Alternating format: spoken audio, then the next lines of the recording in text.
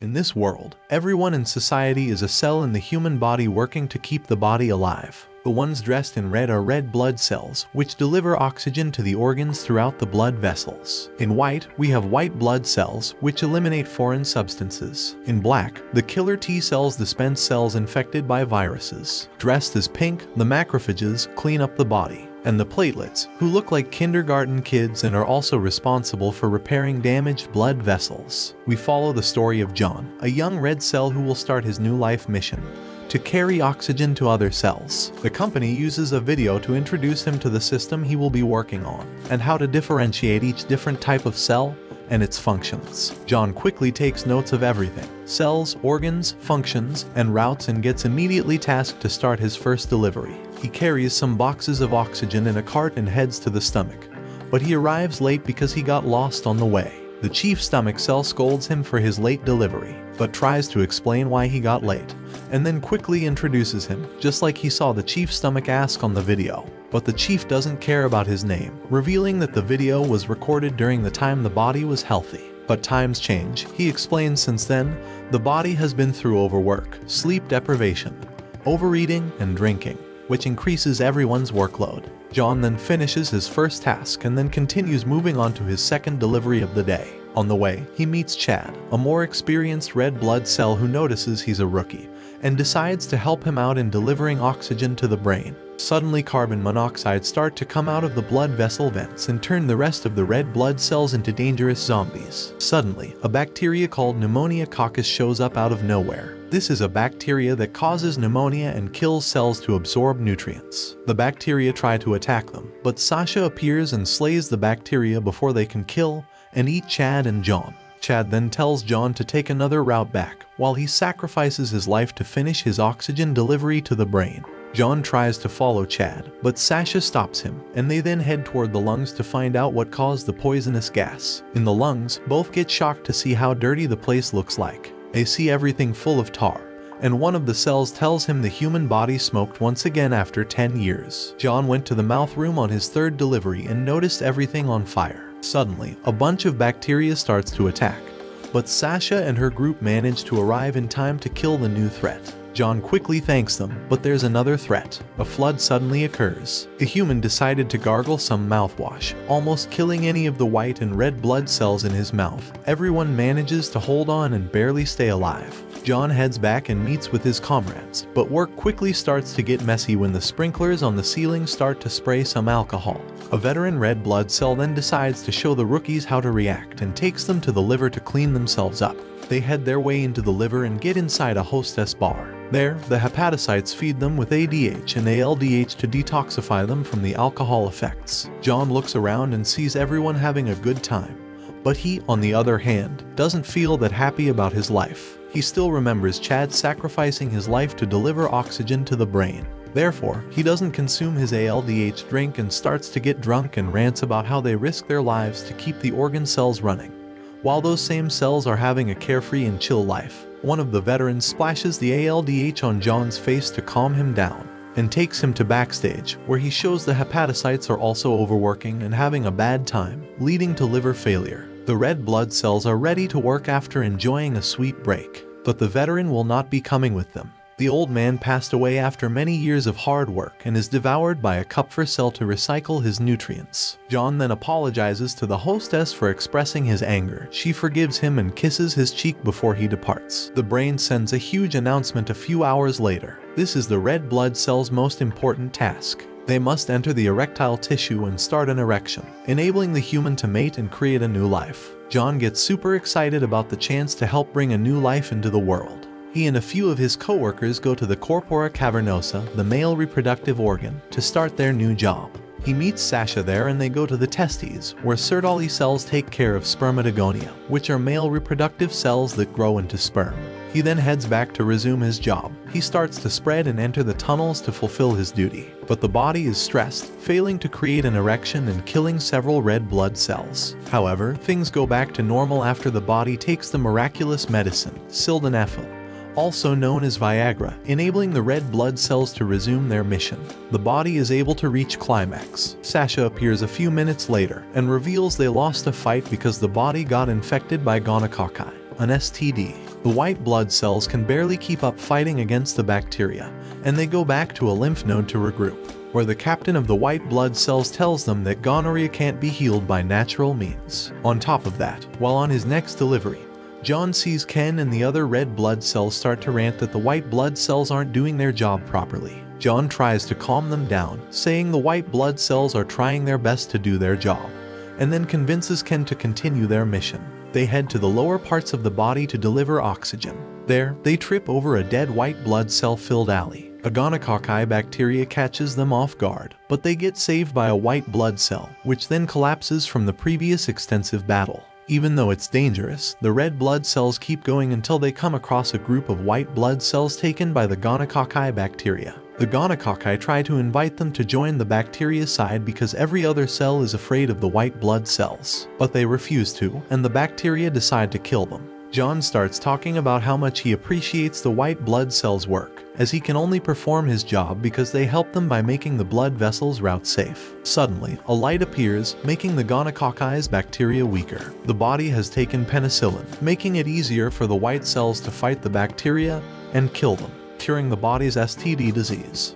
After getting past many problems, John finally starts to feel good about his work.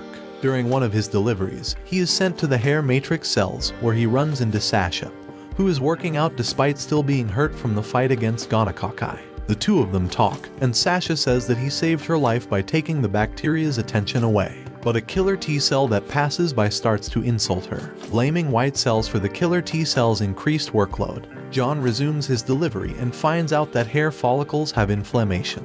The body's psychological stress made one of the T cells go crazy and is now attacking the hair matrix cells because it thinks they are cancer cells, forcing the body to get a bald spot. John tries to stop them by gathering some red blood cells to carry oxygen to the hair cells and keep them alive. But things get a lot worse when the crazy helper T cell sends out cytokines that make the crazy killer T cells even crazier, destroying everything, forcing some battle droids called steroids to appear and hold them back. John's plan somehow managed to save the hair roots, but he starts to wonder why he should keep working hard in this environment. Sometime later, John and Ken head to the kidneys to get a bath after falling and getting dirty during delivery. But the red blood cells can't escape the harsh truth that the body is weak. They find that the kidneys are just as busy and stressed out as everyone else. But Gran, who is in charge, won't let them rest or complain. She says the kidneys are quiet organs that should do their jobs without saying anything. But the body's condition only gets worse. The boys get back on delivery when they get in the way of a 1 centimeter kidney stone. It rips the ureter and kills many red blood cells in the urine. A tube is then suddenly put into the body through the urethra to break up the stone. Even though the tube has solved the problem of kidney stones, it has also caused a big problem. Bacteria called acute pyelonephritis have invaded the body. If the bacteria aren't taken care of, they can get into the bloodstream or, even worse, cause sepsis. John goes back to the kidneys and tells the glomeruli to leave while the white blood cells keep the bacteria away. But Gran tells them they can't go. Suddenly, a huge bacterium shows up and is about to kill a glomeruli. But Gran sacrifices her life to protect the young glomeruli, while also giving Sasha a chance to kill the threat. Before passing away, Gran apologizes for their workload, explaining that their word is important to the body. The body then takes some antibiotics, making the bacteria weaker and enabling the white blood cells to defeat the threat. John and Ken's next mission is to carry oxygen to the lower part of the body, where they find a deep vein thrombosis, which is a blood clot. Even worse, a senior red blood cell tries to kill them by kicking them into the blood clot. Lucky for them, Sasha comes just in time and saves them. The blood clot breaks up and moves through the body, killing red blood cells until it gets stuck in the pulmonary artery, causing the body to stop breathing. John has an idea and tells the red blood cells to go to the lungs through the brachial arteries. Some of the red blood cells follow John through the narrow brachial arteries and manage to provide an oxygen supply to the lungs, enabling them to dissolve the blood clot and survive. Sasha tells John that he saved the day and thanks him for his hard work. A few months later, the body gets a stomach ulcer, needing oxygen and nutrients from the red blood cells to heal. The stomach acid splashes start to kill a few red blood cells, making Ken run away in fear. But he eventually returns. It turns out that H. pylori is the cause of the ulcer, forcing Sasha and the other white blood cells to fight. The battle makes the ground shake, and a splash of stomach acid hits John's leg. Ken pulls him out of the acid, but then he falls into it and dies. John goes crazy, saying Ken is still alive, but a gastric cell smacks him on the head, telling Ken will never come back again.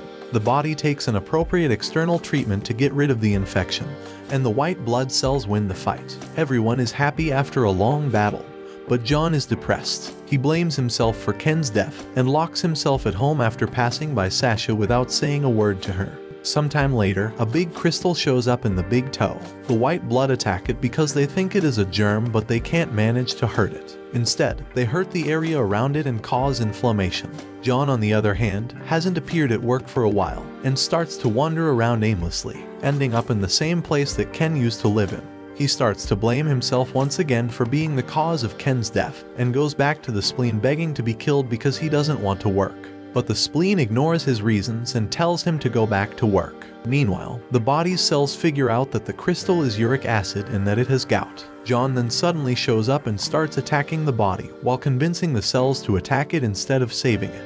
He claims there's no point in helping out the body because the human only makes their jobs harder. The human doesn't care about his health, then why should they care about his body? Sasha sees him getting injured while he attacks and hugs him, begging him to stop. She tells him that Ken's death was not his fault, while also saying they should take care of the body to honor their deceased friends. John suddenly falls to his knees and starts to cry. The body takes colchicine to treat the swelling and reduce the injury, but at the same time, some blood vessels start to get blocked by cholesterol and blood clots. Thanks to Sasha's words, John finally gets motivated and returns back to work. He then starts coaching new employees and taking them on deliveries. But the blood vessels have been breaking up and getting full of plaque, forcing the platelets to fix them, which makes it hard for John and his red blood cell companions to do their job. Suddenly, the coronary artery gets completely blocked, and the body gets a heart attack due to the lack of oxygen. The brain cells then decides to hold a press conference and tell everyone to stop working because the body is about to die. Soon, the heart stops beating and the body stops working.